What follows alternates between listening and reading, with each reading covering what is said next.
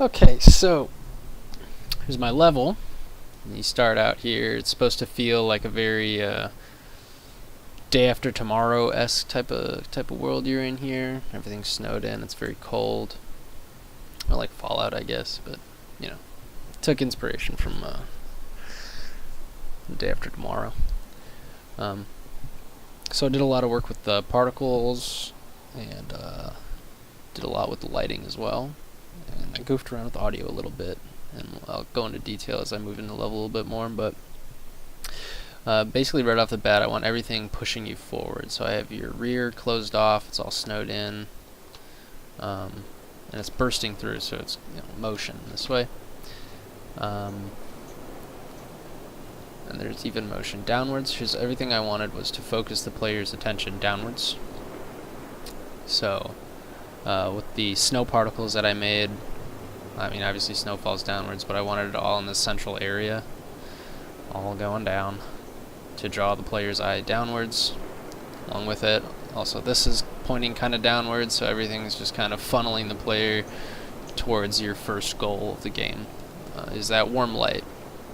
So a lot of the lighting went into me making the space feel cold, with like this light blue lights or dark blue lights kind of when you get further down, just to make everything feel really cold and to make that warm light feel really warm.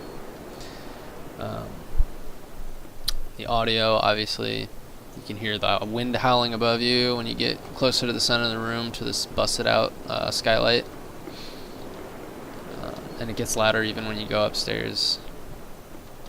And another thing with the audio is if you head down the stairs towards the light, the fire, it gets real quiet. And you can't really hear it out there. I mean, you can a little bit, but you hear the roar of the fire to make this room even more comfortable, more desirable to be in, which makes it kind of like a home base for the player.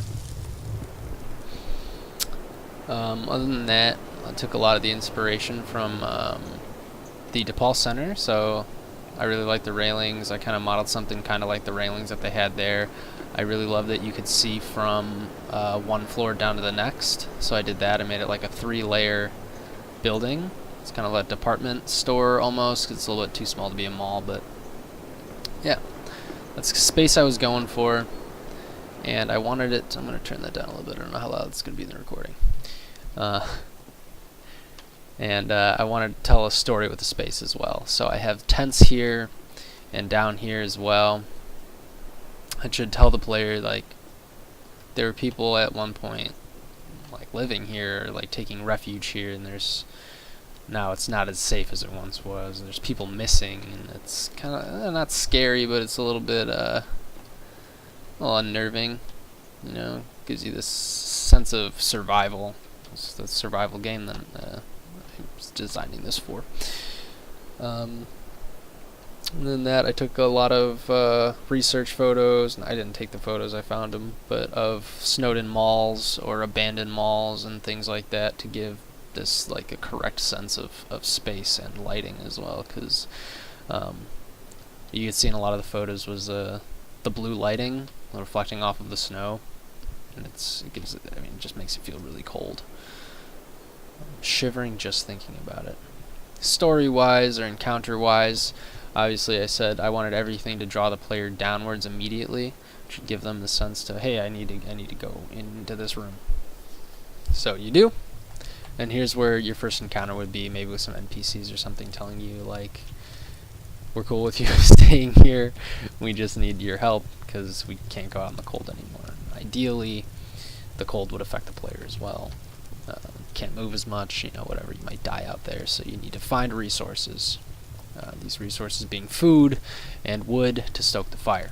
They tell you, hey, we need your help. There's some stores up the stairs, some vending machines, whatever. People used to be out there, but they're not there anymore, and we need their stuff. So you head out. And another story I kind of wanted to tell was like signs of struggle.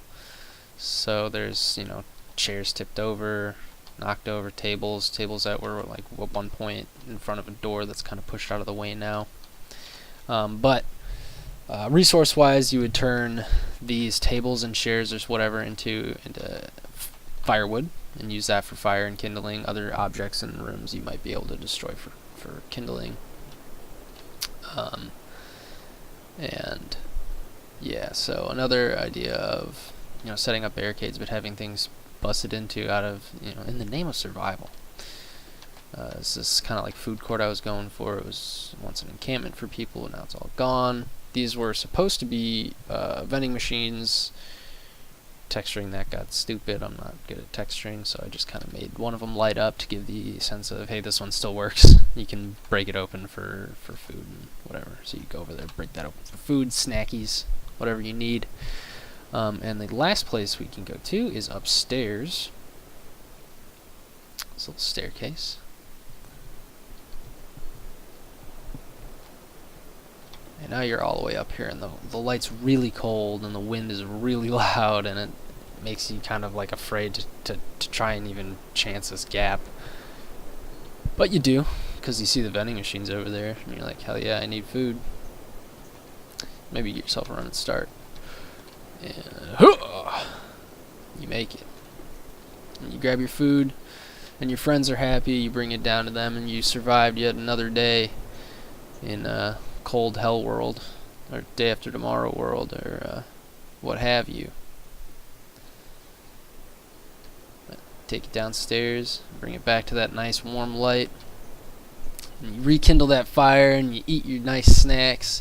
Maybe that fire even gets bigger and brighter and nicer, and melts a little bit more of the snow outside or something. It's one last look at, you know, what it might be like in here.